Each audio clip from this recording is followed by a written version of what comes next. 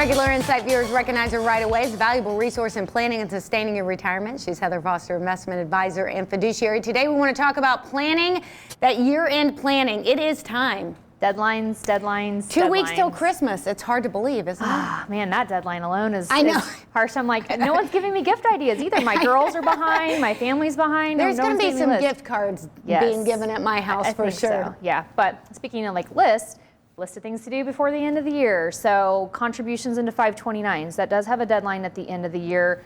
So if you're putting money into a 529 for grandkids, don't forget, if in Indiana, you've got that $1,000 state credit. I was just going to ask, is there a limit of what we can put in? It's not so much the limit, it's just that you don't get any further credit on your state taxes. You only get a 20% credit up to the max of $1,000. So the $5,000 contribution kind of maxes out that. But you can certainly put much more than that in there. You still get the tax-free growth in pulling the money out for education purposes. And don't forget, they did change that. It's not just for college anymore. Now you can use that money for K through 12 purposes as well. So some changes there.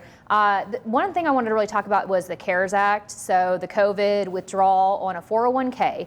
So they kind of came out finally with some definitions. Basically, they rolled all these legislation programs out, all these stimulus programs out without a lot of definitions originally. But right now, as it stands, we still have a deadline at the end of this year, so December 31st, to take a COVID withdrawal. And what they've said is if you tested positive, you can take out $100,000 without penalty. You can spread the tax liability and the taxable amount over a 3-year period. And you also have up to 3 years to put the money back in. So that's a big one. But they also said if you've been caring for a minor, so a loved one in your home who was positive for COVID, that's going to qualify. If you were financially harmed because of COVID, you were laid off, furloughed, had time off, had reduced hours, anything along those lines, whether you work for someone or whether you are self-employed, also would qualify you for this. So given the fact that they have not renewed this, we're kind of sitting on our seats a little bit going, are they going to extend this to maybe next year? Right now, this is set to end.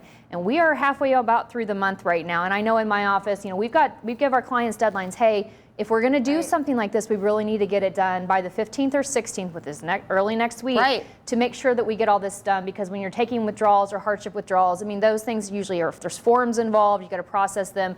So if you are someone that qualifies for that, if you got positive, maybe it's a time to look at doing something like that. Maybe you use it as a strategy to pull money actually out of an employer plan if you need to use the money, or roll it back in to be able to professionally manage as well. So there's some options there. And then Roth conversions, you talk about this all the time, Charity. This has become a topic that has reemerged in my office, meaning we did almost all the Roth conversions in March when the markets were down. Right? Because then all the tax-free growth we've experienced since the market dropped in March has been all tax-free. It's been a beautiful thing to have done those conversions in March. However, the current conversation is, our tax is going to go up. Under the new president's regime, is he going to raise taxes? Is he going to, basically go ahead and repeal the current Jobs and Tax Cut Act and push tax brackets back to what they were?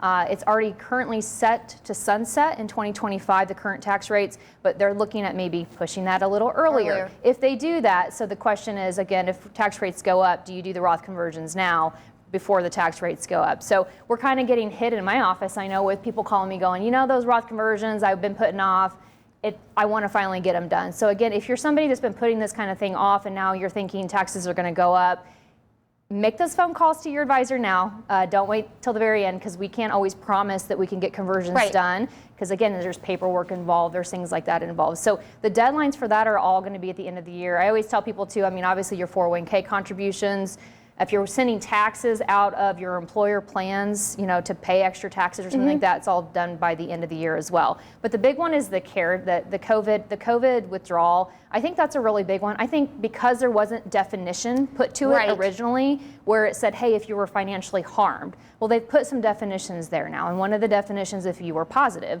you can take this money out. So it's something to consider, laying out your tax strategy. There's certain things that we have to get done by the end of the year, and we need to look at prior to the end of the year, or you may miss out. And certainly there are a lot of people who were financially harmed and not knowing if it's going to go into next year, and not knowing what the financial ramifications on all of this are going to be for all of come on, we're in a pretty heavy red Yeah. zone right now. A lot of people are just now getting COVID. I mean, it's kind of just spreading like wildfire on Allen County right now. So definitely something to consider. You don't know what the future holds. If you're going to meet the qualifications for it, you might want to consider it, because again, you can always put the money back in with no tax liability. So you want to think about that. Absolutely. Well, if you want some more clarification, if you have questions, all you have to do is give Heather Foster a call today, 234-2200. We'll be right back.